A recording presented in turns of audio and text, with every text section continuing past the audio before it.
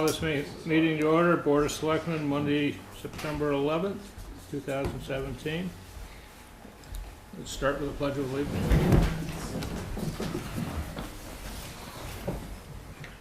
I pledge allegiance to the flag of the United States of America and to the republic for which it stands, one nation, under God, indivisible, with liberty and justice for all.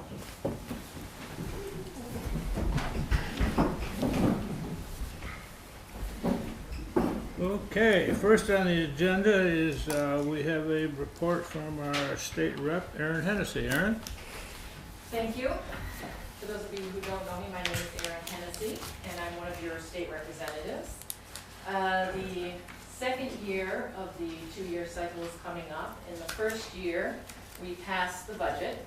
I was moved from the Public Works Committee to the Finance Committee, so I was able to see a very interesting state budget process, and it also kept me down in Concord 4 days a week. The budget, as a result of the budget and some other bills, SB 38 passed, which was great for Littleton, and I know you're going to be talking about that later tonight. Approximately $151,000 to Littleton for bridge and road improvements. Unfortunately, one of the bills that Littleton and Bethlehem asked me to sponsor, HB 118, did not pass, and that was related to petition warrant articles. And the main reason it didn't pass was because even though it was almost split on the committee, the chair of the committee felt that the select board should be more responsive to the citizens and that the citizens relied on what the select boards has to say about every petition article, whether the petitioners came forward and gave information about that article or not. I am happy to sponsor that again. I don't think it would pass this coming year, but perhaps a following term if I'm reelected. You presented very well that day, thank you. Thank you. SB 191 is the Keno/kindergarten bill, and Littleton should start seeing a significant increase in education funding starting next year, which is very good news since the kindergarten class this year is quite large, and the funding is a year in arrears, so whatever our funding is next year will be based on this year's kindergarten class. And that's a minimum of an additional $1,100 per pupil, up to $1,800, depending on how much Keno funds are brought in. New legislation can be put in through the end of next week, so if you have any ideas or thoughts that you want to let me know about. Ideally, they would not be fund related because the budget is already passed. Most of the time, the legislature will not pass anything with a dollar ticket in the second year of the session. Another thing I'd like to bring up is that I'm chairing a demographic study committee, which is looking at deciding to see if any legislation or administrative rules should be put in place to take into account New Hampshire's changing demographics. We have a decreasing working age population and an increasing retirement age population, and we're looking at all of the problems that may bring to the state.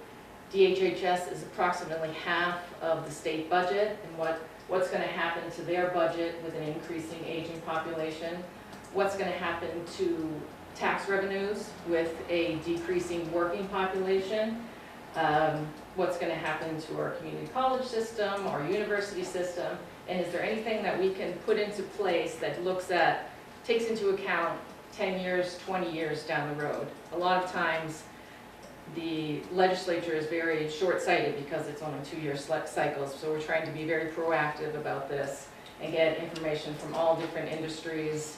And so if any of you have any thoughts on that, I'm happy to take them back to the committee. We're meeting through November 1st when our report is due. And that's all I have for you tonight. Erin, would you mind, for those that are here and the television audience, giving your contact information should any of your remarks garner any questions? Sure. My phone number you can reach me at is 603-991-7572, or you can reach me at erinhennessy.com. Thank you.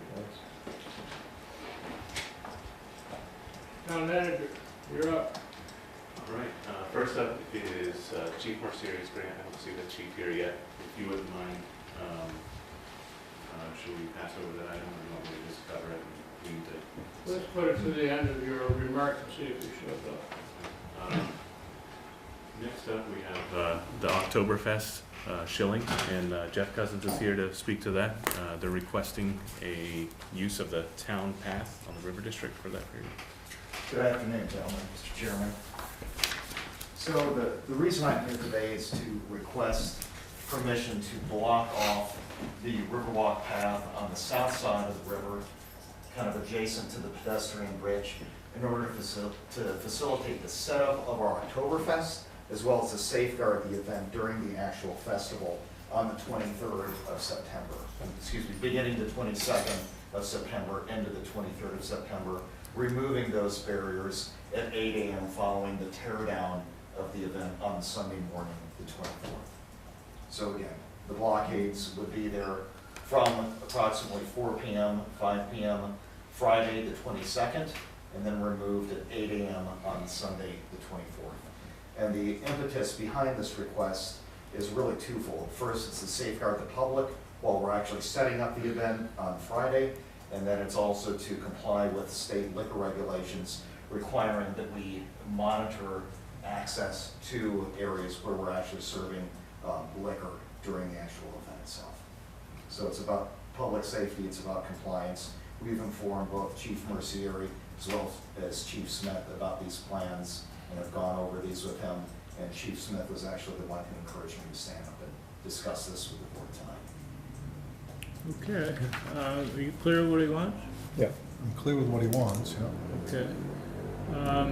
We will discuss it and vote on it in the action section, which is the end of the agenda.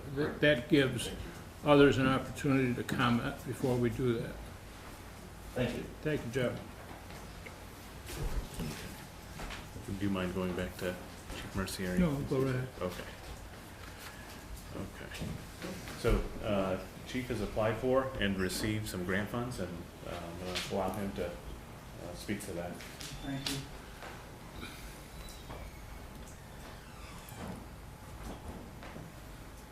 Afternoon. Hey, Sorry I'm a little late. it's okay. On Friday, I was notified that we were awarded a grant from the Assistance to Firefighter Grant Program, in the amount of $124,000 federal share, and the town share will be 5%, which will be $6,200, for the purpose of purchasing new self-contained breathing apparatus. We will be purchasing one self-contained breathing apparatus for every seating position on the apparatus. So that equates to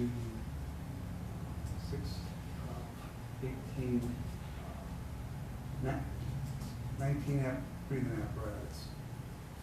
And this will cover the cost of the 19? Yes, it will. Yes. We've already, this was our second attempt to acquire this grant. Felt we just missed it. Last time, in 2015, we did appropriate the town's share back in 2015. We covered those funds. Those funds are sitting in an account and readily available. That was my next question. Yes. So with your blessing and permission, I'd like to accept the grant and have permission to expend the funds. Again, I think we'll deal with that at the end when we do the others, so that we give the opportunity for people to comment. Sure. Do you have any questions before that? I don't, do you? No. Thank you, Chief. All right, thank you. Thanks, Chief. Thank you.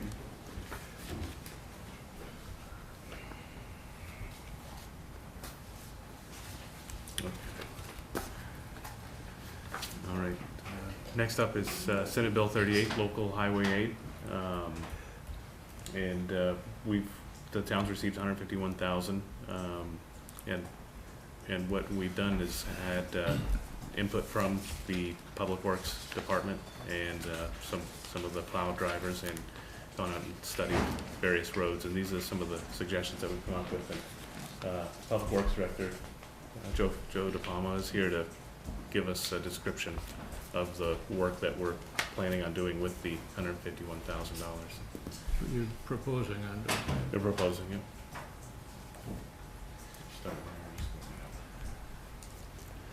We identified, first, thanks, Aaron, for helping us with the money. That's much needed, as you can see with some of the pictures that are shown.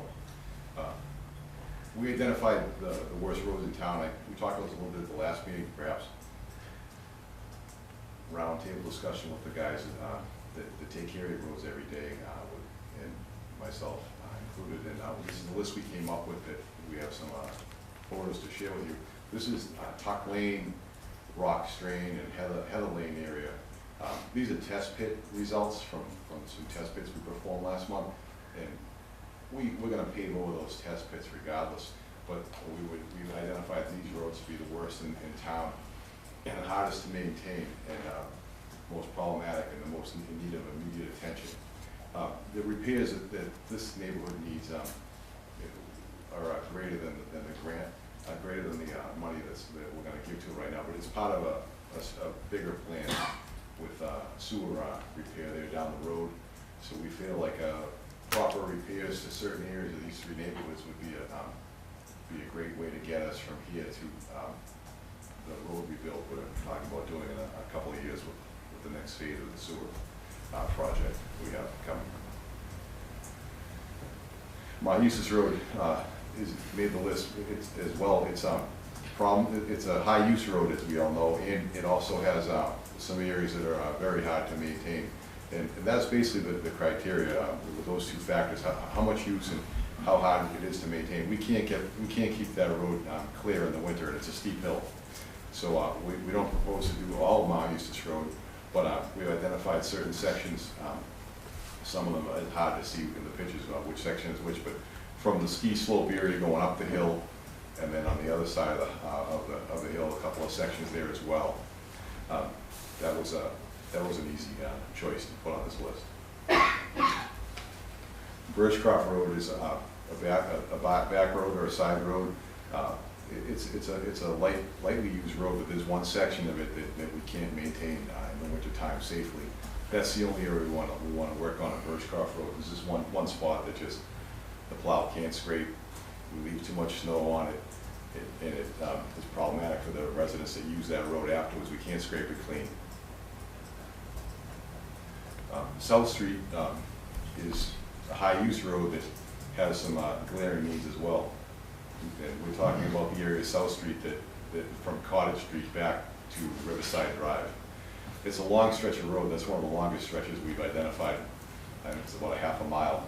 I know it's about half a mile of road there. Be a 1-inch shim and overlay if we were to do that. Just an inch shim in the low spots, and then add an inch of pavement to the top. Sampson Road is not a high-use road, much like Birchcroft Road, but again, it's a hill and it's very hard to maintain. So you can see the cracking there. Now, this is unlike Birchcroft Road. This has these cracks, alligator cracks, and deterioration throughout the entire road. And we're going to have to pick away at certain spots of this. We'd like to do the whole thing. It's that in need of service, but at least, like I said, get us so that we can maintain this properly for the winter is what we're looking for here. Elm Street, we all know it's a high-use road, and the lower section we've patched a little bit recently, and we've identified Elm Street from Oak Hill Ave to High Street as the most problematic as you cut up that way to go to the schools or to circumvent traffic in town. That made our list too pretty easy. That needs more work than this. This is a Band-Aid for Elm Street. I hate to use the word, but it is a Band-Aid. That is also part of a sewer project we have.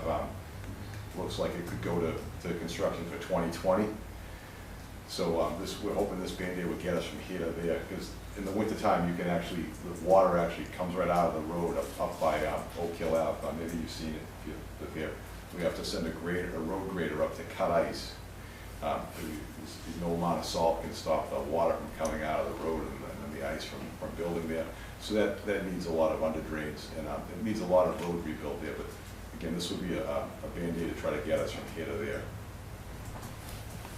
Crane Street is another road, not high use, but it is a cut through, and it is becoming very hard to maintain as well. You can see some of the sections we're looking at, when those areas that are depicted there start to heave and react in the cold weather.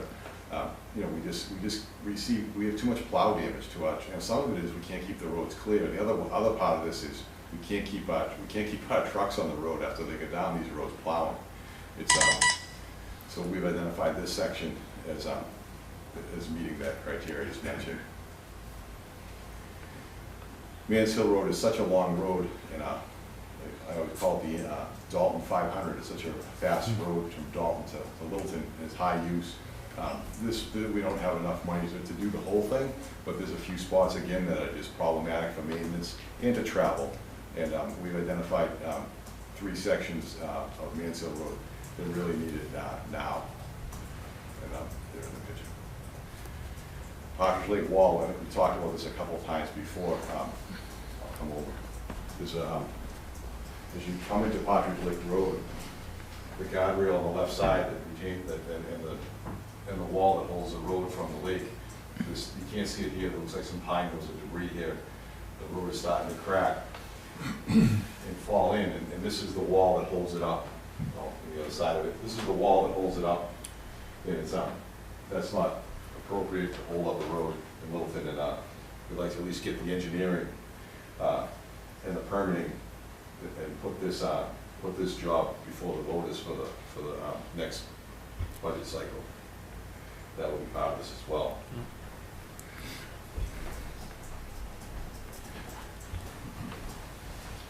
That's the list that we come up with. Like I said, everybody in the room, we went around each driver, snowplow operator, and public works team member, and everybody gave me their road that is either killing our trucks or is just too unsafe for the people after they've plowed it. And this is what I came up with. Andrew was, you've seen the pictures and seen the list, and Selectmen now, you've been notified. I saw there were numbers on the other slide. Do they total 151? No, they total a little over $200,000. This is the list that my guys built, and now from there, we're looking to go down to that number or see what's left in my budget this year to try to get to this, because this is an unedited wish list built the way I just mentioned.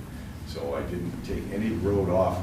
This is what I was given by my guys and what I see as well. From here, we're going to have to probably go down. What are your feelings and/or the town managers on this project in relation to the FEMA money that we've applied for, which was part of the discussion at the last Selectmen's meeting of holding off on this till we had a better idea of what we might get from FEMA? Yeah. Do you know more about FEMA today than you did at the last meeting, or what you're thinking? It seems like every time I turn the TV, I feel like I get less and less likely to get it. But that aside, I've still been told that our application is being reviewed favorably, and we're waiting for the next move, if you will, from FEMA. Beacon Street drainage improvements, the bottom, the second to the last number. I didn't talk about that because I feel really good about that number there for FEMA.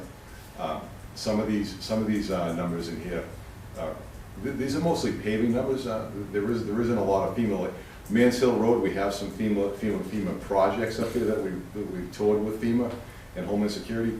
But this paving is somewhat separate from that. It's really wouldn't be pertinent to it. Am I correct in assuming that your position is to go ahead with this before the winter weather sets in, regardless of when we get FEMA money? Yes, that is my position. I'd like to move forward and get as much done as I can this year. There is a lot to be said for encumbering it and not being not rushing, but this list was built by guys that have a hard time plowing the road. So yes, an argument can be made to encumber it and to think about this a little bit and don't go real quick with this. But we haven't gone real quick with this. We've been looking at this for a month or so, and we all know our roads anyways. I have a separate question. In terms of looking at the roads you looked at, I'm sure each of these roads need the repairs that you're suggesting. Did anybody look at George McNamara's list and the two lists that preceded it? Because we've had off discussions about roads that continue to be skipped. And the one that I could bring up that you both know which road that is in severe need of repair, and it's not on that list. What list is that? What road is that? Well, Far Hill, from top to bottom. I've walked it in February and I've seen the road split in the middle. But aside from that, the question that I have, and it's something that we'll need to talk about going forward, is that we've had 3 managers before you come up with 5 to 10-year lists of roads that needed to be done. And it seems, and it's not so much a criticism, but just an observation that once that manager leaves, the list stays there, but a new list is created.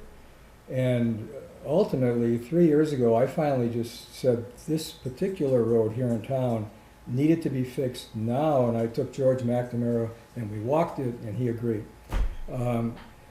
Some roads just seem to get on the list and then they get skipped and kicked down the road, so to speak. And this list is fine, but I would ask that when you do have those lists, take a look at them and maybe allow them to at least give you a little bit of guidance in terms of which roads to look at. Because some of these roads are really getting seriously, and not for now, but they do seriously need to be addressed. We agree, but these are the ones that are not listed. These are the ones we identified. Mr. Bradshaw, and backing up to Far Hill Road, that's received 66 tons of asphalt this year. If you read some of the tonnages, I have tonnages on like Tuck Lane, 58 tons. You can read the tonnages. I put the tonnages we need on each road to make the repair one. Right. Fire Hill Road received 66 tons of asphalt this year, plus some ditching. Last year it received some underdrain, and while it's not perfect, I think it's, I paid attention to it. And I've seen the list, the second part of it, I've seen the list that George had with Horizon, some other engineering companies, and some of the roads get completed, some don't. The last list that's out there right now is a list that I think George built with Horizons, and the amount of paving left on that comes to $2 million. Yeah. So, yes, I agree, there are a lot of lists out there, there are a lot of roads that are in need. I've seen the list, I don't have all the answers, but I've seen all the lists and studies. This is what we came up with, Right. and we also, going forward with that, Andrew was talking about, not talking about, he just brought an engineer in to build a new list. He wants a 5-year, a 10-year, maybe you want to speak to what you're asking for. Yep, I mean, similar, I want to take those old lists, see what we have, do an assessment and update where we're at and what's coming up, and do a 5-year and a 10-year road plan, and have us stick to it. Yeah. I think the key here is that once that list is put together, somehow that list has to be honored. And I'm not saying that the lists have been dishonored, but clearly there are roads that have been on all of those lists. And one that has not been on any of the lists for 15 years is Foster Hill. And we had a petition here last week regarding Foster Hill. So clearly, I think whenever that list is put together with a consultant, that we honor that list going forward, for years, until something else comes along that needs to replace it. And I think what I'd like to do with the board is to have the board actually adopt that as that 5-year or 10-year, and then the board has already taken a position on that once we get to budget committee, and then it'll be all of us responsibility to help relay to the budget committee the need and desire for sticking to those. So, As long as the board adopting it doesn't tie our hands, because circumstances change. Mhm. Just because a road's on a list doesn't mean another road didn't pass it last year because of some occurrence. That's right. Right. I don't want to be in a Something, yeah, right. situation where the people who know the roads best, hands are tied because there's some list that someone agreed to 2 years ago. Right. Doesn't make any sense. There's also another element here, and that it really falls on your office to maintain it, and that is once 2 of us on this board leave, future boards don't have to follow what the selectmen have agreed to in the past. Right. So it becomes incumbent on the administration to try to preserve that Right. list. And change it when it needs to be changed, but clearly, I've just seen these Yeah. roads not occur. And But this that's- is a good list, you know, I'm sure it's needed, it's just there's some other roads here. Yeah, I think to both of your points, and the best practice would be that we would update that every year, and the select board would review it, make its recommendations, Right. and so you would have timely information for a updated 5 or 10-year road plan. So, and moving forward, that's what we're. I have a question about this specific list, Joe. You mentioned that there was one, I've already forgotten which road, but it's like a Band-Aid to get through to Elm Street, potential I mentioned work. Elm Street, Yeah. that way, yeah. Are there any other roads that fall in that category that's really, it's a Band-Aid to Yeah. something that we need to? Yeah. Yes, tuck the first 3 roads, Rock Stream Drive, Tuck Lane, Heather Lane, those are all Band-Aids. If you go back to the pictures of the test pits that show the big boulders going into the truck, there's roots, these are this is what's under that road. That road needs a lot more work than we can afford right now. That's what we found, that's not a suitable road base. So we're doing this to get us to the 2020 target of sewer replacement and sub-area 2 sewer replacement with curb to curb. Well, there's no curb there, grass to grass pavement replacement as well. So yes, there are a few Band-Aids there. Elm Street is one. Again, with the water coming right out of the road on Elm Street, that needs a lot of drain work, and the base is substandard. That will be addressed during the, so Andrew has, the town manager has a plan to address that through a sewer, project, piggyback with paving. Yeah, it's not ideal to have to do a Band-Aid for that, especially with the reconstruction schedule of 2020, but these are severe winter maintenance understand. issues. I understand, I just wanted to know that. So I guess to back I up, prefer to wait. last point of this up, we have a new truck we're taking delivery on that we received, the motors passed. The spring, it's almost ready, the body's being put on it right now. I don't want that truck plowing some of these roads, it's brand new. And then you put the old truck on there, the old truck, we have a 2012 that was welded on the frame last week. How it broke, I mean, you can look at some of the pictures and guess. So there's another whole side to it, in addition to the inconvenience and the rough ride and the poor looks aesthetically town-wide. There's also the maintenance of the road, and then what it's doing to the maintenance equipment that work on the road. Boston Hill Road, I kept that out of this because I think that's gonna be a warrant article, and Yeah. it needs a lot, so long, Good, maybe part of the budget. Could be. yeah. Thank you, Joe. Next, Is there supposed to be any board action on this, or is just information? just Yeah, we'll have to do board action when we do the other actions. There is? You could do a motion to support Oh, or okay. direct the town manager. Right. Okay. Well, we have to. Well, we already approved accepting and expending the money. Yeah, I don't know if we. right, yeah. So, yeah, I Really think be in sometimes we've just done it by consensus, like when the road, the warrant articles come in, we've already agreed to this, and then Joe came up with the list, so mhm. we can do it by consensus or actually vote on it, doesn't Mhm. matter. The list is gonna have to be pared down or remain the same based on my budget status. I can give you a better list. This is a kind of an overview to let everybody know. Okay. Okay. Okay.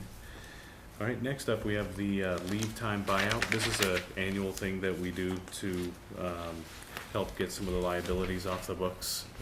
When we do this, it allows us to have employees cash out their leave time for a short period of time at 100%. And we ask that you waive the requirements to use the time. And the benefit is that it reduces liabilities, reduces potential overtime for people being forced to take the time off, and also helps us to pay out the liabilities at 2017 rates with the retirement rates and the wage rates. So I'll be, I don't know if we entertain any questions, but we request. Who would this apply to?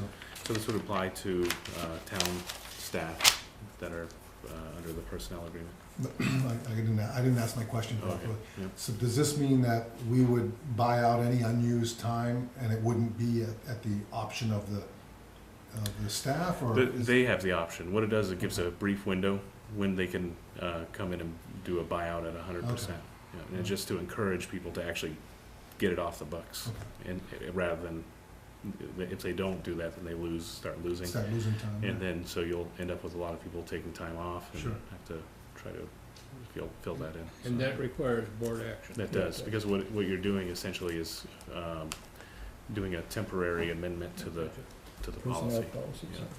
Yeah. Okay. Next up was, there was a question at a previous meeting about municipal cybersecurity Mhm. and what kind of measures the town had in place for our protection. We use secured network systems, and Kevin Lowe is here to give us a little update on an overview of what we have in place. Sure. Thanks for having me. So SNS manages the IT for the town. Overall, it's in pretty good shape. However, like a lot of municipality IT networks, they kind of you kind of adopt them and try to approve them within budget. I think kind of doing some research for talking to you guys tonight. I was doing some basic searching on municipality cybersecurity infrastructure, and there's a ton of articles and a ton of case studies out there, and a lot of them have a lot of common themes, some that we do and some that we should kind of be aware of. Typically, when there's an issue, typically you can track it down to there wasn't a budget applied to an appropriate budget for IT in the first place to kind of be secure. Again, typically it's hard with IT to just say, until you have something that you can actually apply a dollar value to. More often than not, any sort of cyber incident costs more money to remediate than it would to fix it or prevent it in the first place. So budget, strategic thinking, this isn't just the IT companies or just the town managers, really everybody related to providing services to the townspeople. So all the managers really need to get involved, do strategic thinking, and then apply solutions to that. So we are lacking solutions today for what I would consider proper cybersecurity configuration. Nothing drastic, but again, things that we've edged towards in the last, I'd say, 4 years from where we were to where we are now. We've grown and made the network more sophisticated and more resilient, but we've been doing it just little by little. So, the town would benefit from an investment in infrastructure. And some of this is happening today in discussions, and some of it we are moving forward, but I would say, little by little, opposed to, again, actually just taking a step back, doing some strategic planning, getting all the managers involved, talking about what is the town's DR plan, and then having IT be able to meet that IT plan. So, couple things. One, I printed out a FEMA cybersecurity report, which I can send to the board. I think it's very useful reading. Again, it's 4 municipalities. There's 5 main things that I recommend. Have a DR plan, which I think that we have, we collectively, everyone involved in technology in the town has a portion of a DR plan, but actually having a full DR plan is what happens if the police department catches on fire, what happens if the town catches on fire, how quickly you're going to get back up, what are our expectations, where are we going to bring those things back up. So we do have, the technology is sophisticated and all the departments rely on technology, but we don't have a full business continuity plan in place. So one, have a DR plan, two, mitigate risk. We've done a lot to mitigate risk, but namely centralizing a lot of the data in the data center. In the police department, a lot of it's centralized, located in the police department itself. So kind of two main clusters of data, one in the data center in the industrial park and one in the police department. Making those back each other up or really kind of one coherent piece would be a good step towards a DR plan. Meaning if we lost either one location, if we lost the police department right now, all the data, all the computing power, they could really set up shop any place within town. So one, have a DR plan, two, mitigate risk, three, password management policies. Cybersecurity isn't just about keeping everything running, it's about protecting it. The number one issue with every single business, and I see it all the time, weekly, major issues with malware, antivirus instances have to do with passwords and end users. So the fourth one is cybersecurity and awareness training. Ideally, there should be again, the cybersecurity awareness training for every end user.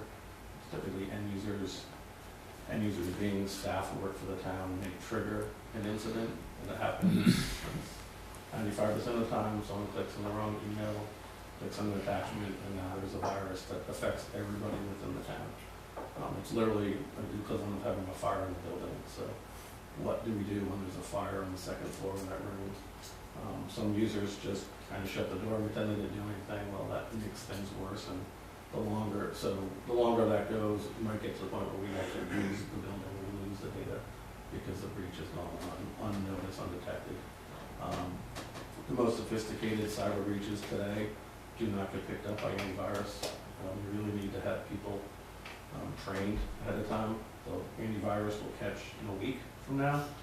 There's always somebody who's the first to have a crypto locker or some sort of variant of a malware take over the data. And typically what happens is it will lock a set of folders and it will keep going as far as it can.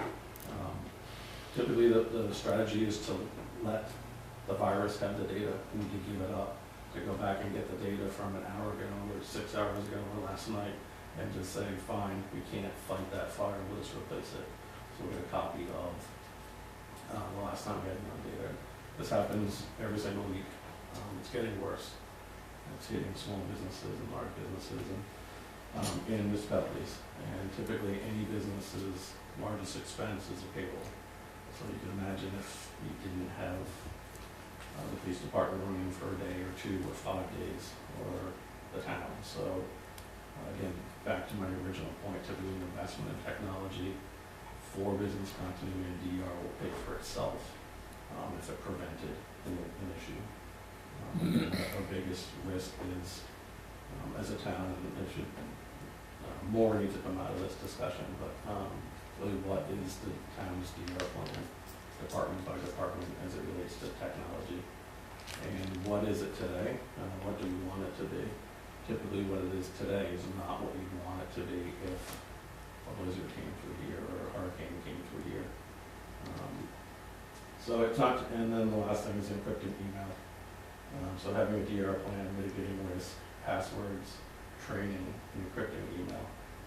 You do those 5 things well, and again, you can recover from pretty much whatever is out there today. There are, again, a lot of good things. I kind of talked about some of the scary things or areas where we need more improvement, but some of the good things are the town has 2 centralized locations. Everything is being backed up. We have essentially built a private network within town. We have a tower behind Site Ledge Road, and just about every department within town is on that. So we don't need the internet to operate as a town. We don't need Fairpoint or Time Warner. We are local, so local communications. The neat thing about the FEMA report is that it talks about a lot of communications are going to IP, whether you're police, fire, town. IP is Internet Protocol, which means the network that we already have in place can run that. So moving more things to those IP networks would be ideal. So an example of one of those things that we should move to the IP network is phones. Right now we have a whole bunch of islands with phone systems. And I would classify that as something that falls under something that typically isn't budgeted, so to speak. You know, we don't, even if we bought a new phone system today as a town, you can plan that, put in the budget, it's 7 years, 9 years to replace it. So the reason I bring that up is that when we don't have kind of that budget to work from, then you make decisions based on fitting within the budget decisions versus strategic decisions. So strategically, one of the assets within the town is that we have this network. So putting in a phone system, which isn't just a phone system, it's video, that could be locally within the town, means that if there are power outages, we can still call department to department. We can call to cruisers, to fire engines. We can set up temporary spots. So a lot of that exists today with email. Meaning we have email and chat and file server and pretty much anywhere in town, staff for the town can get on the network. So from one of the buildings, if one site was down, they can go to the other site and get on. Again, we have had instances last winter where Fairpoint went down, Time Warner went down, they both went down at the same time. But we can't get to ESPN.com, but you can get to all your email, your critical infrastructure. So even a real disaster, what you want is to be able to have first responders be able to communicate, but also townspeople be able to email, call, and then be able to ability to recover. So recover from a building being down and unusable. So a lot of the good things have happened in the last 4 years, but really sitting back and thinking about it and looking at where the town needs to go to. Investments need to be made in basically storage, which would allow data to live in the police department and in the data center, and the two of them back each other out. So if you lost one, the other one's running fully, not just enough for just getting my files, which is typically where we are now. If we lost the main critical systems, we have the data backed up, but our DR plan is to buy new equipment. We have to replace what broke, what died, what got wet, what got smoke on it. So we can recover, but there's going to be a period of downtime. So the next kind of phase is to have two infrastructures that either one can operate the other sets of departments.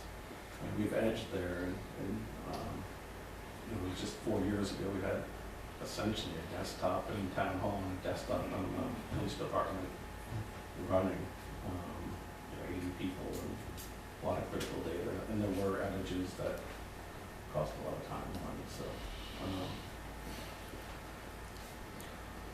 I think that's a great report, and I would think a perfect time of the year for you to give the town manager or his designee a list of what should be done and what it costs, and let them plug it into the budget. Go from there. I'm sorry. What prompted this question was a article that appeared in Town and City magazine, which is the municipal magazine that comes from Municipal Association. And there were 8 best practices that are recommended for communities. And we don't need to do this tonight, but we're looking for, if you took a look at, and I'd like to give you this copy. Sure. And look at these 8 items, and on a score of 1 to 5, 1, this town has not addressed this issue, and 5, it's complete. That would give us a little better sense as to where we're at right now. Our obligation as a board, when something like this comes out in a magazine that's sent to all the selectmen in the state, is to at least address this issue. So following along with what the chairman said regarding coming up with a plan for us, given what's happening nationally on almost a daily basis now, we would like you to maybe come back at some point and just give us a, this is a FEMA report that but it would give us an idea where we're at this point, given these particular best practices, if you could. Sure. I'd And appreciate also it. it might be interesting for you to read the article that you just got and see if you agree with it. Yeah, that's a good question. I mean, you didn't write it. Quickly reading this, this touches upon a lot of the password control, encryption, get emails using strong passwords, blocking access for hackers. And we're doing some of that, but there are that changes every 3 years. That's one of the areas that we need to update things. Cybersecurity staff training.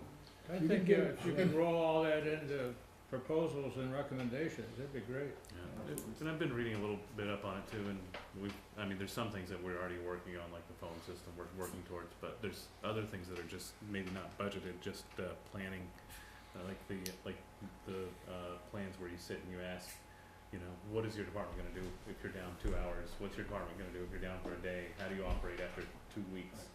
And there's like some of the things are just training your employees to take critical data and say, turn it to a PDF, so that now you've got it on the file server, it can be backed up if it's stolen. And, but we have to probably work through some exercises and develop some of these things with Yeah, the departments. the phone system's an example of one where we're not necessarily looking to buy it's not in the best interest to buy the cheapest phone system, so to speak, or to buy a cloud-hosted phone system, frankly. I think for our region, our territory in this town, blizzards, power outages, meaning if a hurricane comes through and our phones are being answered in Seattle or Cleveland, or your phones just don't ring, we don't have a way to get from here to there. So a phone system in and of itself isn't just a phone system. You take the budget from a phone system and implement it into a collaboration system where you have the text and you have the video, you have the voice. Is it the same? It's not apples to apples compared to The old stuff. setup. Or close, that for hosted phone systems versus a true collaboration in the event of a problem, an issue, whether it's power outage or earthquake or anything. What the town needs to do is keep operating as best as possible and give its staff the tools to do that. So email, voice, video, and locations to operate out of. So as many locations as we can tie in and say these 10 town sites. Doesn't matter which staff can operate out of there, because we can make the phone service, because they can operate with LTE networking. Good. Thank you, Kevin. Well, Thanks.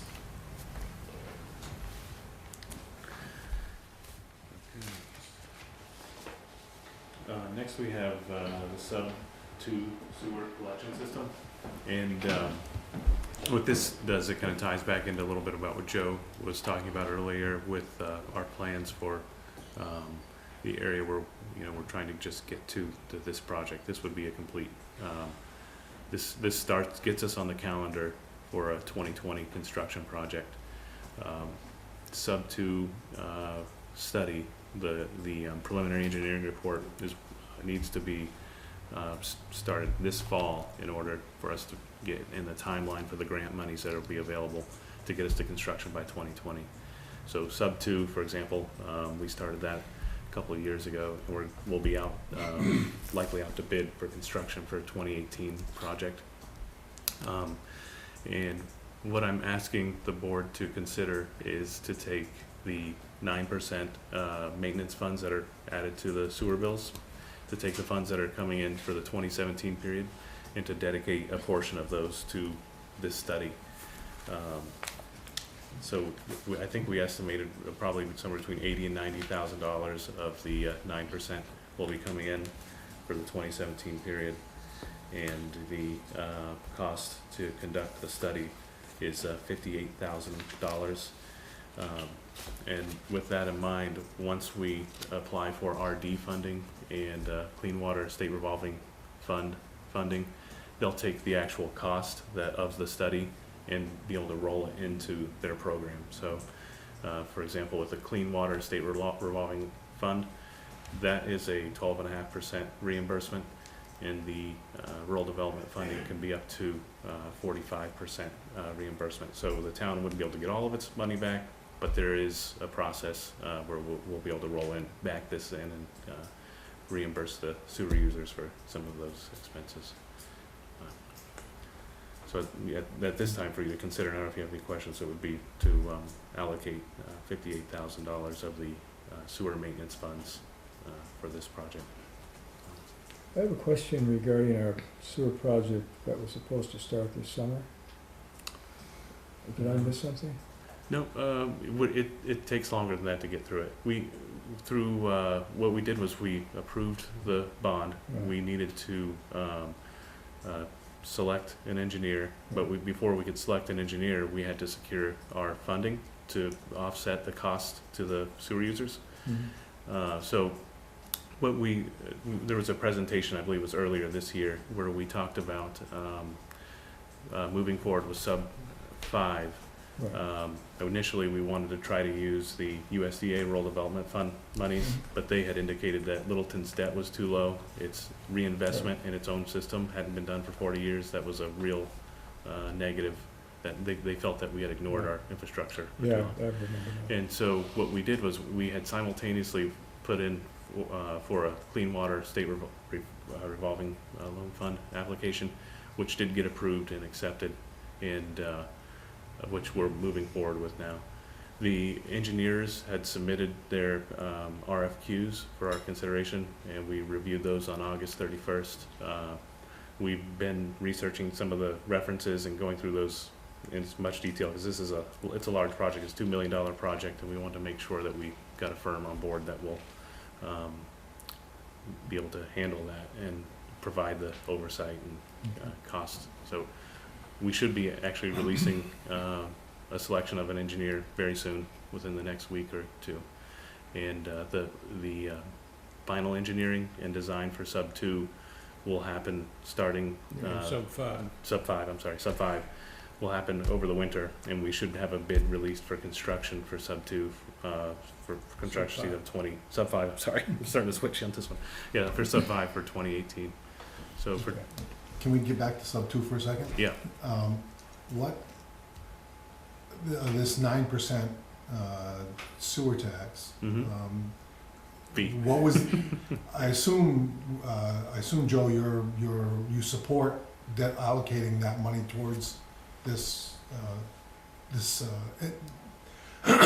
engineering, or not the Yeah, engineering? this would be the preliminary engineering, Yeah. and then also the go with the application process So for the fund. My question is, obviously that money was gonna be used for something, what's gonna get neglected as a result of that?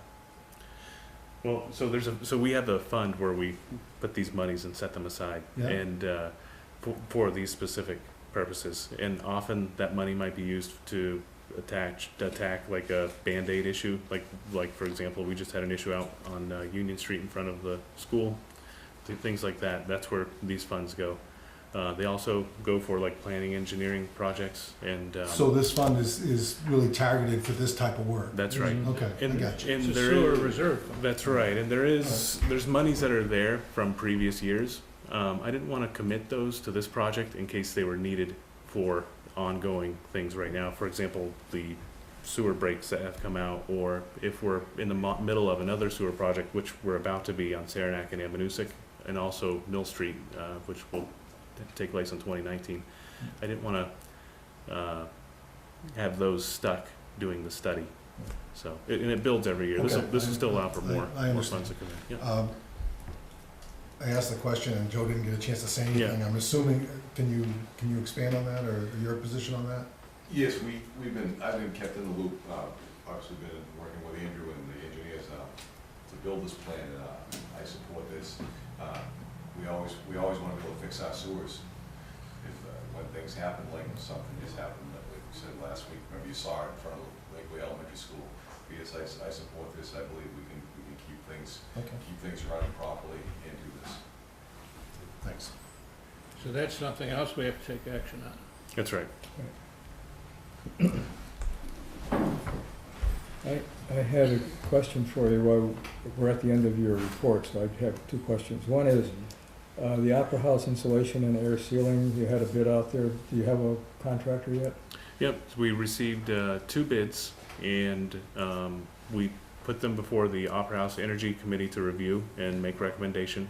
They've come out, they brought that in, I believe it was on Friday, either Mhm. Friday or this morning. And I see the contractor, but we haven't notified them yet. We just got that, so. That But process we is should, winding down. yep, and we should be ready to have that work done. It sounds like the contractors will be ready to get that before the So did you say the contractor has been selected already? The recommendation, we'll award it as soon as I get to it, probably Tuesday, Wednesday. Yeah. My other item, and I'll make this quick, and I'm only bringing this up, and it's not a criticism, but it's, I was concerned with the wording, and it came out of the minutes of August 14th. Mhm. And these are not minutes that we're approving tonight, but I wanted to go to this one item just to clarify something. Mhm. The School Town Budget Committee meeting schedule. Dorset said that Article 8 of the school warrant requested the school board, select board, and the budget committee to do some kind of coordination meeting to better communicate throughout the year. Mhm. It's not some kind of communication. We're aware of that. Yeah, so, Well, what I Yeah, want to I- do is, I want to read this so it's clear to everyone. yeah, we could read the article. I think that what I was saying at the time was answering a question to basically give a overview of why we were getting together. There was a question, I think at the time, about whether we needed to notice the meetings or not, and this, I was trying to just address the nature of the meetings. Right, But, yeah. but the warrant article is a directive to the school board Correct. to meet with the other two committees. Mhm. It's not to enhance communication. It is, but the issue was that this is a direct Right. warrant article telling the school board, if it passed, to meet on minimum of a quarterly basis with the Littleton Board of Selectmen and the Town School Budget Committee. Mhm. I'm speaking as a person who signed the petition Mhm. and representing some of the people that signed the petition as well, just so there's no confusion Right. as to what this is and what it isn't. There is no confusion. We've been to council to have them interpret what our obligations are. Right. Thank you. And our meeting is scheduled for tomorrow, and it's been legally noticed, Good, thank you. Okay. as a But- result of talking to council. But if you like, I could reread that just so that everybody's clear. I have the language of the article. Yeah, I would, Do that. I would Yeah, appreciate it. And again, I'm not, it wasn't a criticism, it was just the way it came out, and I just wanted to make sure that anyone who reads this, who voted either yes or no on this warrant article, Yeah. understood what it actually was. No, saying. definitely, yeah. So just to clarify, the Article 8 of the school budget meeting was to see if the school district shall vote to instruct the school board to meet on a minimum of a quarterly basis with the Littleton Board of Selectmen and the Littleton School Budget Committee to present financial and budget reports. One meeting shall be on or about September 30th of each year to publicly discuss the setting of the tax rate for the town and the school, and shall be held a minimum of 10 days prior to setting the tax rate by the State Department of Revenue Administration. Good, thank you. Okay, anything else in the town manager's report? I have nothing further at this time. Okay, we'll move into other business, and we've got a holiday in the middle of our meeting schedule, do we? Is that the October meeting schedule? Let's see. I didn't bring my schedule with me. Yeah, Columbus Day is the 9th. Monday the So, do you want to meet on the 2nd? We meet, we go back to twice a We're back to month, right? Yeah, and we are this month also. Yeah. Oh, we are? We're meeting the I'm not 25th. Make it Yeah, happen. we are, aren't we? Okay. So, do you want to meet on the 2nd or the 16th? Does it have to be on a Monday? Can we move that one to the next day or so that it's the same Usually- week? Usually conflicts with other It things, doesn't but have to be on Monday. it doesn't have to be Or we Monday. could go to the 10th then. Tuesday the 10th.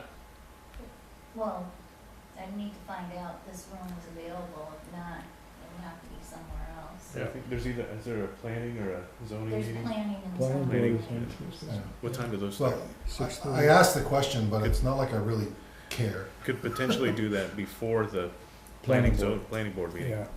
It needs at if your 6:30. schedules were Yeah. available. I'm available the 2nd, the 16th, or the 10th, so Okay, I'm going to suggest the 10th. Okay. Is that okay? Yep. You're okay?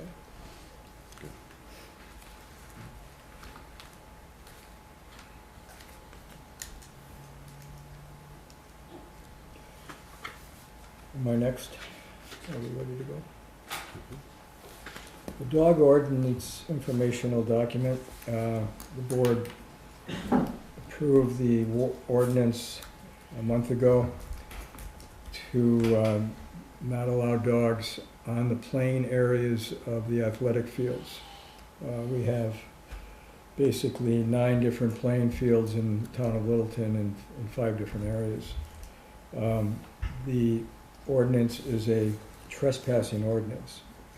And what we're going to do, the signs were installed on Friday, September 1st. They have to be up 15 days before the ordinance takes effect.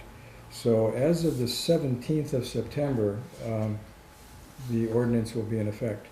And what we're going to be doing, at least initially, in monitoring the athletic fields, is for people who are going to, dog owners who are going to be violating the ordinance sometime on the 17th or later, we're going to be handing them this card. And on the front of it, it says canine feces is a public health hazard. That's kind of the information that I provided here some months ago, along with a brief, not a syllabus, what am I looking at here? The areas, the articles that I derived these from, information. On the back are the municipal codes, the 2 ordinances, plus the state law, which deals with dogs as a nuisance. So we have RSA 466, we have the Littleton Dog Regulation Ordinance currently, which provides a $100 fine if you don't pick up the feces. And now the Littleton Control of Dogs on Public Property Ordinance, which will be part of Chapter 3A of this other ordinance. And it provides penalties of $25, $100, and then a court date if you get to the 3rd violation within 12 months. For those of us who are going to be deputized to hand these out, and then also to write the tickets, if I can use that term, because it's a civil penalty primarily, we'd like to be able to just talk to people and educate them to what the issue is here. I have personally had pushback, dog owners who are using our parks and have used them for years and have used the athletic fields because they're fenced in to let their dogs run. As a selectman, I have absolutely no interest in enforcing this. As the health officer, I'm obligated to enforce this. This is not a fun moment for us. We're finding now that we're finding dog feces in the play areas where the preschoolers play, where they have those playgrounds in the parks. People are using that area as well, or those areas as well, to let their dogs do their business, and they're not necessarily picking it up. Some do and some don't. So this is going to be a kind of a tough time for us for a while. It took as I think I mentioned before, the cemetery 2 or 3 years to get this situation under control there, and we figure it's going to take a while. Some people have been very angry about this. I've been told directly to my face exactly how angry they are. So this is an education piece, and at some point, hopefully it won't come to that, but at some point, if the signs don't have any effect, and if people continue to use them, then we'll start issuing the tickets, and then taking that where it has to go. Again, this initial issue came about because the head of the athletic department at the high school filed a written complaint with us, or a concern with the amount of poop that was being present at the playing fields, and both teams at a game would spend 20 to 30 minutes having to clean up, and that shouldn't have to happen. So anyway, that's what this is, and we'll start passing these out in another week. Again, we have a 2-week period. Rudy, to your question at the last meeting as to the cost for those signs, Thank you very much for the articles in the paper. You did the right thing. Oh. $500 doesn't come. a little under 500, and on the formula that we use, We appreciate it. it's just about a half a cent Thank you very much. on the tax rate. I read the paper. I know what's going on. Okay, thank you. Thank you, Milt. Okay, under old business, we have to make an appointment to the White Mountain Airport Commission. We advertised the vacancy and we have a response. We'll vote on that applicant in the voting session, but for those of you who are curious and want to know, the applicant is Dave Ernsberger, who has joined us today. Dave submitted a resume with his application. During public comment, if you choose, you will be able to do that. I have nothing for new business, which takes us into public comment. Is there any public comment? Ralph, you're first. I got a couple of different things. On that one article you got there in your hand for the school board and town meeting. When you read that, it says the school board must meet with the selectmen and the town school budget committee. Exactly, correct? But there's only 2 people from the committee invited to attend tomorrow night's meeting. So why isn't the entire committee invited to that meeting or part of that meeting? I think it's on the agenda, isn't it? Hmm? Isn't that on the agenda to establish those meetings? I believe it is. The answer, I guess the answer is because the chairman of the budget committee decided to do that for this first public meeting. Actually, second public meeting coming up. Well, it's the first public, the first one was closed. There are 2 others, There's been 2 others, they've been closed, so this is the first public one. yes. Okay, so, I The- guess, the I first- don't know if that's in what the warrant articles actually Well, telling the school board. they part of the need to do. reason, part of his thinking is the full select board and the full school board also are not going. 1 person from the school board is going, 1 person from the select board is going. Okay, but I just don't think that's in what the people voted for. I think the people wanted all of these budget committees to start getting together earlier in the year and start planning the overall budget. And start much sooner than just the last 60 days before the budget actually come out. I think that was the intent that the people were looking for. I think the intent of the warrant was to get the school and the town talking before the budget season. Now, there's a difference in interpretation. I believe the And warrant, it sounds to me like it's supposed to be everybody get together and start planning the budget. I believe the warrant came about because of the surprise tax rate increase. Right. And this was going to prevent that from happening again. Okay, all right, that's, I just think we have a different interpretation of what that warrant article is really saying has to be done. Well, the meeting is tomorrow morning, and we can certainly bring it up. Okay, And I will, all right, because I'm the one that's going from the select board, okay. unless someone else. No, no, it's okay. Someone else wants to say that? I'm sick now.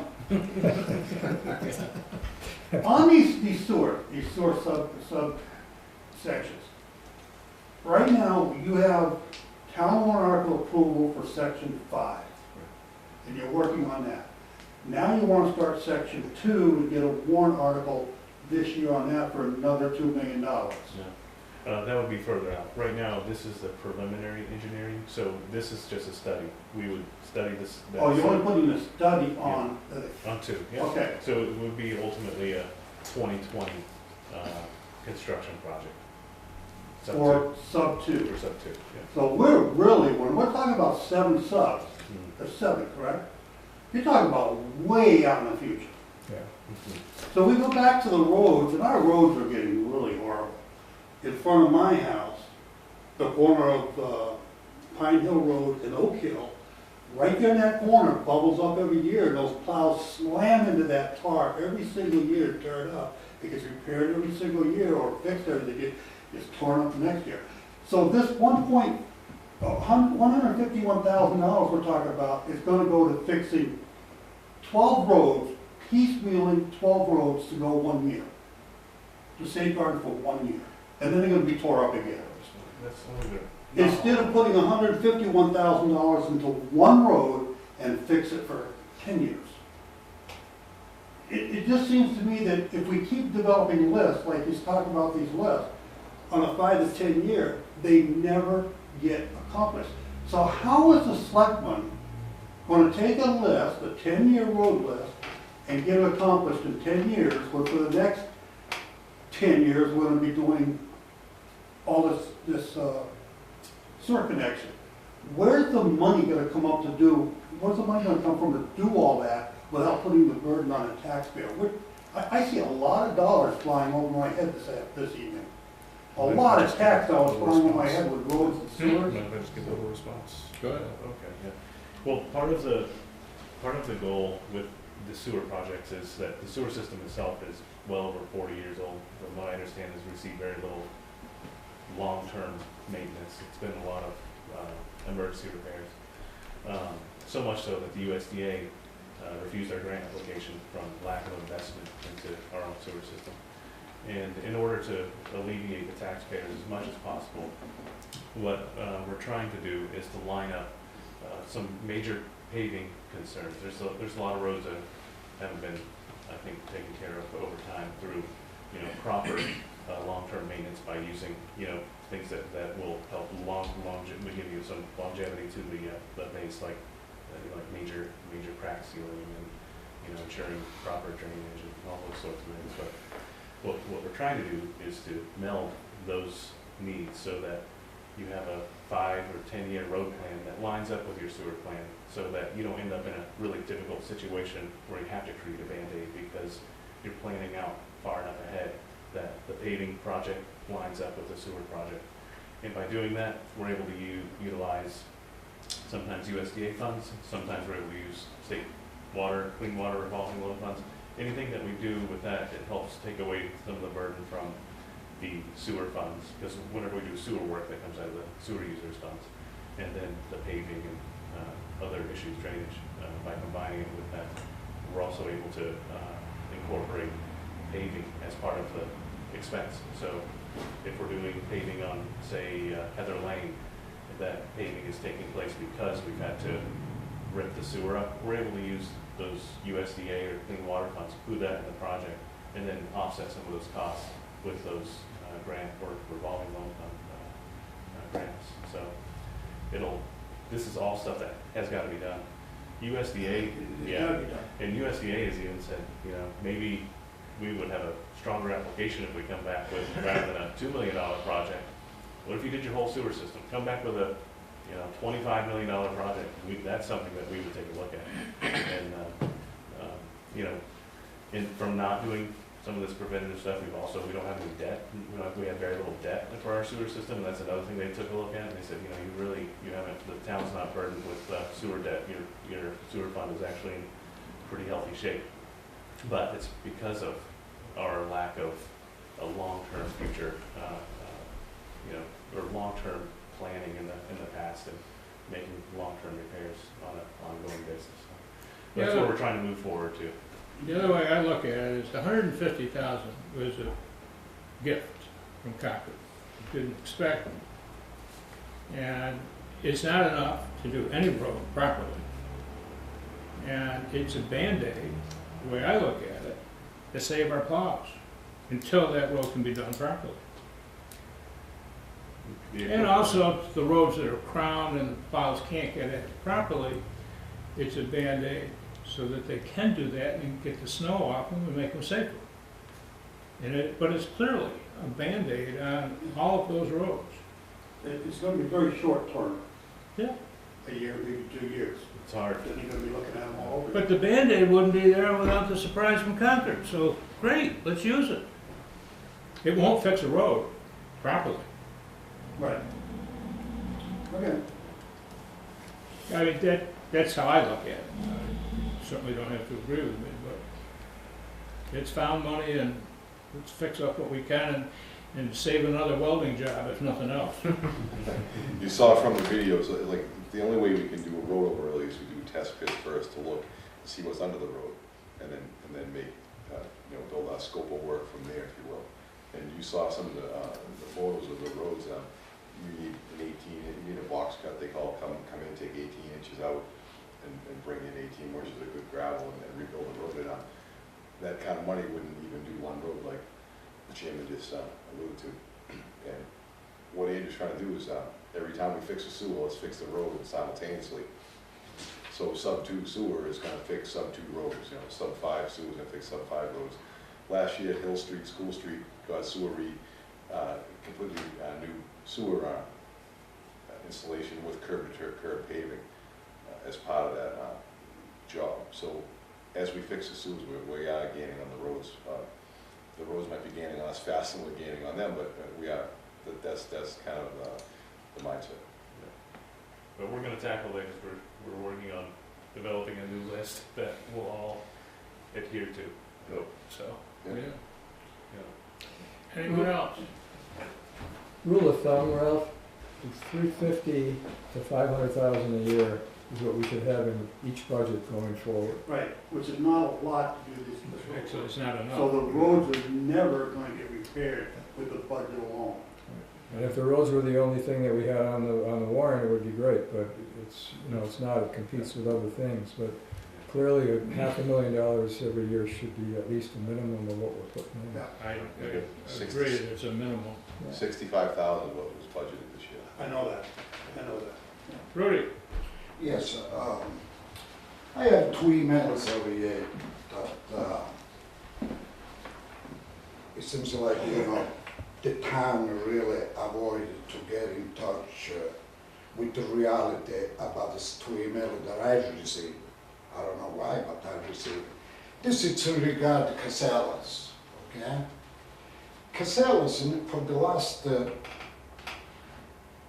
5-6 years, he tried to get in touch with the town manager, with your gentleman, no, you, because you just guy.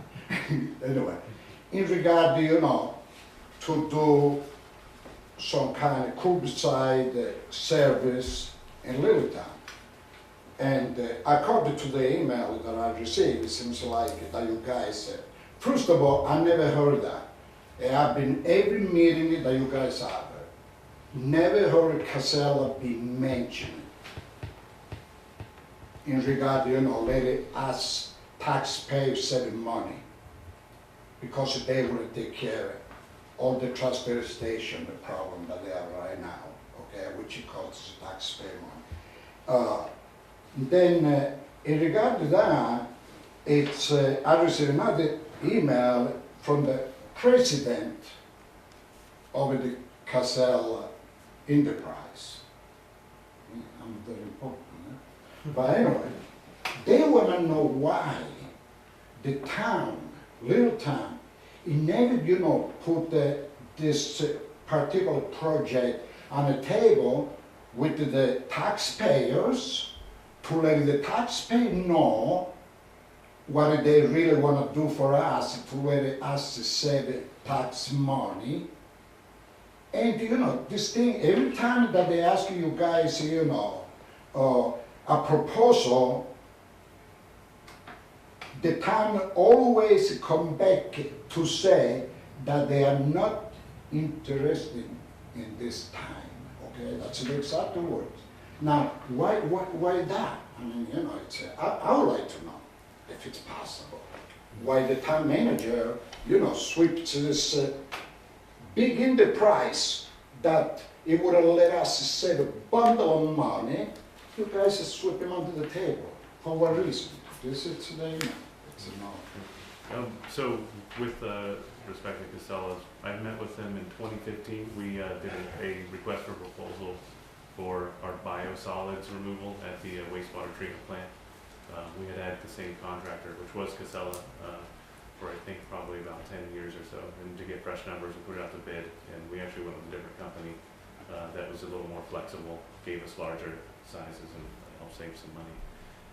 But we did at the time discuss some other needs. The main need that they discussed with us was setting up a contract for a product called leachate, which is a byproduct of the wastewater, the landfill that they own. It's a liquid product that comes out of the basically the bottom. And the way it's treated is it's added to municipal sewer systems. So we analyzed that. We had samples and had laboratory tested it. Went over it with our wastewater treatment contractor, and we were advised that we should not take that at the plant due to the increased cost of treatment. At the same time, this was probably about 15, 16. We did talk a little briefly about the possibility that there were other services that could be provided. We didn't receive, I believe, any kind of a hard quote. It was just a mention that they had that kind of a service. And then I hadn't really spoken to Casella for some time, except for there was a rumor that there might be an alternative landfill site in Littleton. Maybe it could have been about a year ago, so I did reach out to them and talk about that, and there was never a mention of this.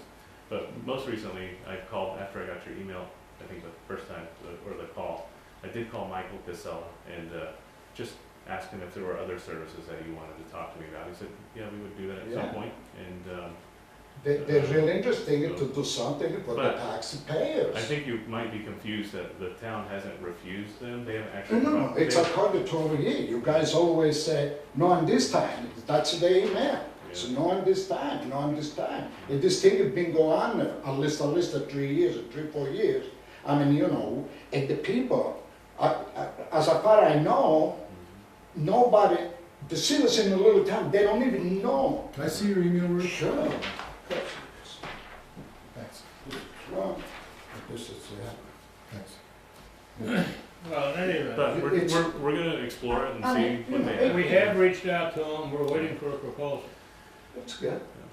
I mean, so they told me to, to represent them, that's what I did. It's nice to know. I mean, to me, any time that somebody comes in town that makes taxpayers save money, I'm gonna argue with anybody, because we are taxpayers, and we don't wanna, Yep, and But it may be interesting eventually, to take a look at what our transfer station budget does right now too, in comparison to that. And they're a very efficient organization, so I'd be able to see, be interested to see what they could do compared to the revenues that we currently bring. it's good to keep an open mind, you know what I mean? Because, it's a big corporation, and when somebody comes with money, and we are no better at it, that they refuse $54 million.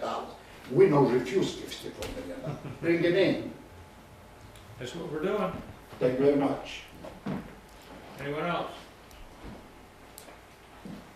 No more public session? Ralph? Nice job over there on Pleasant Street, on that sidewalk. They did a really nice job on that, it looks good, it's been a mess since I've been here, it really looks great. Thank you. So, congratulations to your crew and the contractors. Thanks, thank you. Anyone else? Okay, we can go into board actions. We've got a number of them. And I'm going by order of presentation. The first was the Schilling's Oktoberfest blockades. I would entertain a motion to accept that plan. I'll make the motion. Second. Is there discussion or question? All those in favor? All right. Aye. Right. The second one was accepting the firefighter grant for the breathing apparatus. I would entertain a motion. Make a motion to accept the grant and extend it. Second. Discussion, questions? All those in favor? Aye. Third was the $151,000, and I understand you don't need board approval? No, we were really looking for if you were generally in favor of the plan that we had proposed, or Joe I was. would accept the motion to be generally in favor of the plan. I so moved. I guess I'll second that. Any discussion? No. Thank you. We also have, We vote. all those in favor? Aye. Opposed? Thank you. We also need to approve the leave time buyout. Make a motion to approve. Is there a second? Second. Discussion. All those in favor? Aye. Aye. Aye. Unanimous. Fifth was the sub-2 sewer collection system project. We need a motion to allocate $58,000 Yeah, $1,000 for the study, from this year's funds for the study. from this year's funds for the study. Okay. I'll move that. Second, is there discussion? No, any discussion Are you over okay? Yeah. All those in favor? Aye. it? Aye.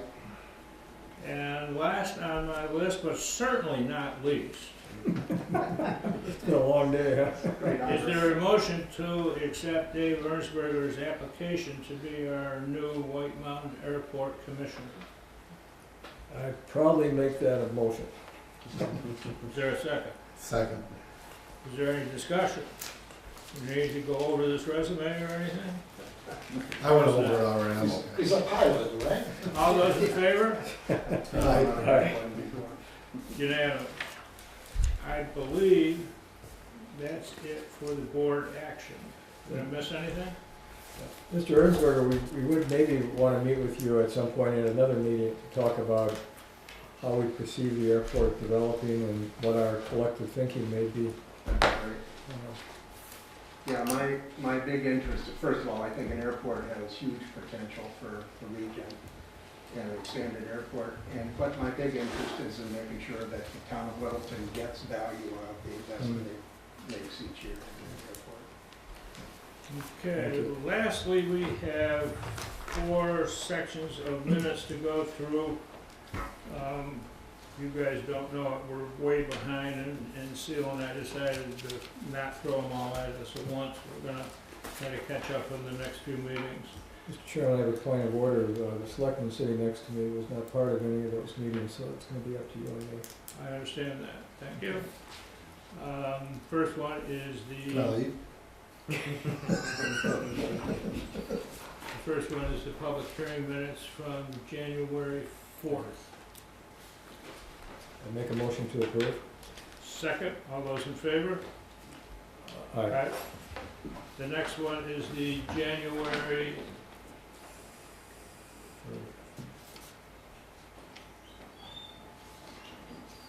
on this list is the January 30th. Yeah. Board meeting and work session. Motion to approve. Second, but I've got a question here. Very end of it, the last sentence, I believe needs to be reworded, didn't make sense to me. And I'm gonna kind of leave that up to Seal. Sweet said the purpose of the deliberative session of, if the people don't understand it, they can ask questions. That's not a sentence. I regret moving. Oh, I see. Okay. I'm assuming Seal can fix that. Should we leave it to Seal to fix? Yeah. So there was a motion and a second. All those in favor? Aye. Thank you. I now have a February 22nd. Motion to approve. Second. All those in favor? Aye. And lastly was a February 27th board meeting. Motion to approve. Second. All those in favor? Aye. That does it for the minutes. That does it for the meeting. Is there anything else to do before the meeting? Rudy? Mr. Chairman, just so you know, I got one objection, at the airport, that you guys call them airport. The one we got up in Whitefield is not an airport. It's a landing strip. That's what it is. We don't call it an airport, that's what they call it. I can bring you the book. You saw the book, the book that I read. It's not our decision, Rudy. It's What it's called. It's It's not our decision. a landing strip. May It's well not be. an airport. Probably- Just a one landing strip, one lane and one takeover. Same strip. Right in the grass. That's all it is. They put a couple of lights on They got no manager, they got nothing, people lending it, take off the lending without paying the fare, nothing. Or you can call it an airport, that's my objection. Why are you objecting to us? We didn't name it. Because you guys write in minutes, you're gonna write airport, that's not an airport. Because that's what they call it. It's a lending free, it's all what it is. Perhaps you ought to take it up with the commissioner. Your first subject to talk about, first meeting. Oh, yeah. Is there anything else that comes before the meeting? Mr. Chairman, I want to ask another question. Who's gonna pay for the security at Oktoberfest if they work overtime? The taxpayer or the individual that does Who's gonna work overtime? the security? Which is a policeman. Have we been asked to provide security there? fireman, Security, They're providing their own security. they provide their own security? Doesn't mean then Mr. Sheriff is gonna pay for that. Okay, Somebody did. all right. Maybe That's that's what great. you, maybe your beer cost 20 cents more. I don't know. Me? I drink blood. Is there anything else to come before the meeting? No, that's all I'm saying. We're adjourned. Thank you. Thank you.